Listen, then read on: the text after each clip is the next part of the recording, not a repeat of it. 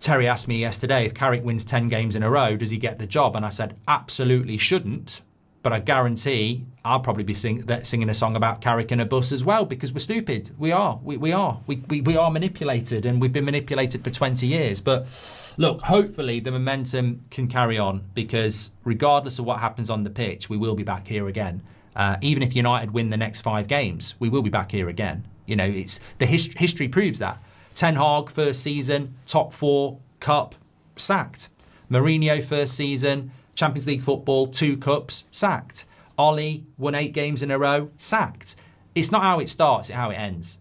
But we'll all fall into the trap again, but it won't matter. You know, maybe Michael Carrick might win a game for the next 6 months. He might win every game. He'll still be gone in 18 months.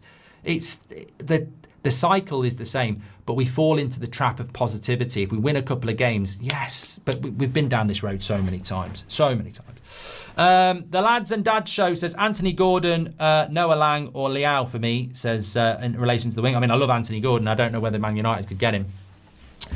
River says Atletico Madrid are looking at João Gomez at Wolves. Why are we not looking at it? I did see that yesterday, River. So obviously Conor Gallagher has gone to Spurs. That gives them some money. They're now looking at João Gomez from Wolves. Look, I'm not saying that João Gomez is the right player for Manchester United, but beggars can't be choosers. I think it's, you know what, when it comes to midfielders, I've sort of figured out what Man United are doing, right? There's a lot of clubs out there who, you know, maybe they want a roast chicken, right, for Sunday. Remember, roast chicken is the analogy for a midfielder, right? And some clubs are going in Tesco, in Sainsbury's, Aldi, and they're getting a good chicken for the weekend, right? Man United are going, no. We're waiting for Waitrose to open. And then they go into Waitrose, they pick the chicken, and then they go to the counter and they're like, oh, I haven't got the money. Let me go back and get my money. And then they go back and try and find some money, and they come back into Waitrose and they've sold out of chickens. And then they go to Aldi and Sainsbury's and everyone else, and they've sold out now. And I feel that's what Man United are doing. They're turning their nose up when beggars can't be choosers, because they think they're shopping in Waitrose, where they probably haven't got the money, and even if they have got the money, they'll be bought by somebody else. And I think that's what we're doing in the midfield. You know, I'm not saying João Gomez is the answer or Conor Gallagher's the answer, but I definitely think we should be looking at them in relation to who we've been for the last 2 years. We're certainly not a Champions League club.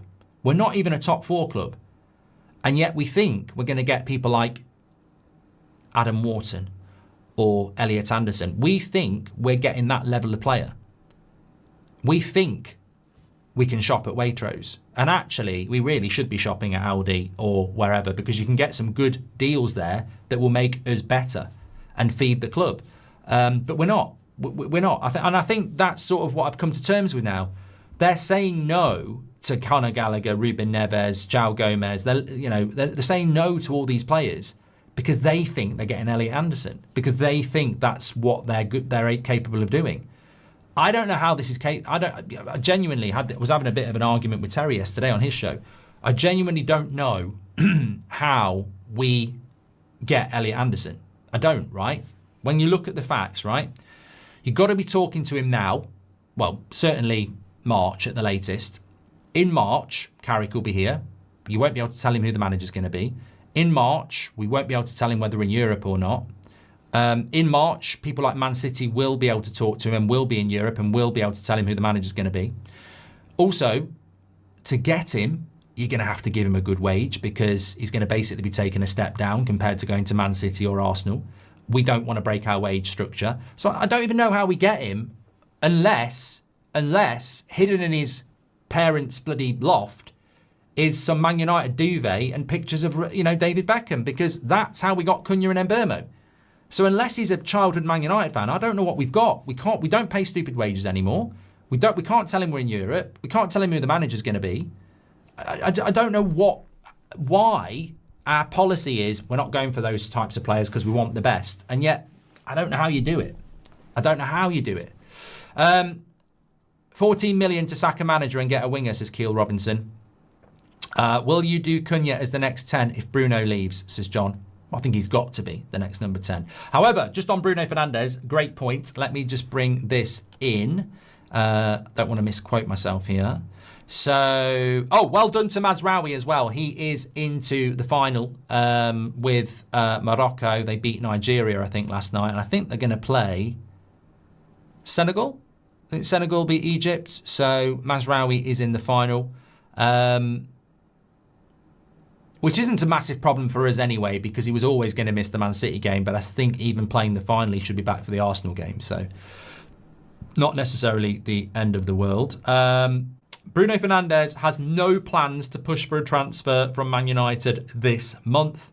Despite the current upheaval at the club, the midfielder remains committed to Manchester United. That's from Simon Stone. I mean, look, ultimately, slow sports news. Bruno was never going to go in January. It's the reason he didn't go in the summer is because he's chosen to spend a year more in Europe ahead of the World Cup. There's no logical reason for him to go to Saudi now ahead of the World Cup. His fitness levels, his speed is going to be a lot quicker in the Premier League than it will be if he goes to Saudi. I'm sure the Saudi League would go for him if he said he wanted to go, and it probably wasn't out of the realms of possibility if he was completely fed up. But I think for himself, I don't think he's that kind of guy. I think he'll know the best move for him is to wait until the summer and then move. And I think that's what will happen. But I never really thought he would go in January. Tipsy says, purely hypothetical, Mark. If Carrick went unbeaten playing good football, would he not be deserving of the full-time job? Well, I don't like those hypotheticals because it plants the seed in the mind of morons that, let's see. I don't think anybody, in my opinion, and I'm allowed it, I don't think anybody should be thinking a scenario where Carrick gets the job. That's my stance on it, all right? And I'll tell you why. Because it doesn't matter. Ollie won his first 8 games in a row. Carrick's not going to do that. So even if Carrick won 6 in a row, it's not going to be. He's not winning 8 games in a row. It's just not going to happen. And Solskjaer did. And we gave him the job, and it was a mistake. So whatever Carrick does between now and the end of the season, that we shouldn't be fooled by it. Because we've seen those types of starts and, manager bounce or proving Amrim wrong or, the World Cup's coming up or whatever the reason is, that team needs a rebuild. And the question is, if you're rebuilding a team, would you trust Carrick and Wilcox to build it? And I wouldn't. So whatever Carrick gets out of this team doesn't really matter to me because I don't trust this team. This team needs major renovation. And the question is not whether Carrick can get results with this team, is whether he can build another team. And I don't think that's the right choice.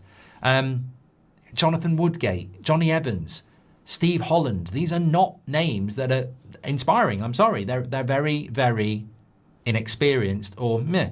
So, but I want Man United to get good results and I want us to get into Europe. I think it's really, really important. But I think it has to be a red line of we're not crossing it. No matter what happens, we are not crossing it. Because even if Michael Carrick wins a load of games, is he better than Thomas Tuchel or Ancelotti or any other experienced coach? No. And that's what you've got to be going for.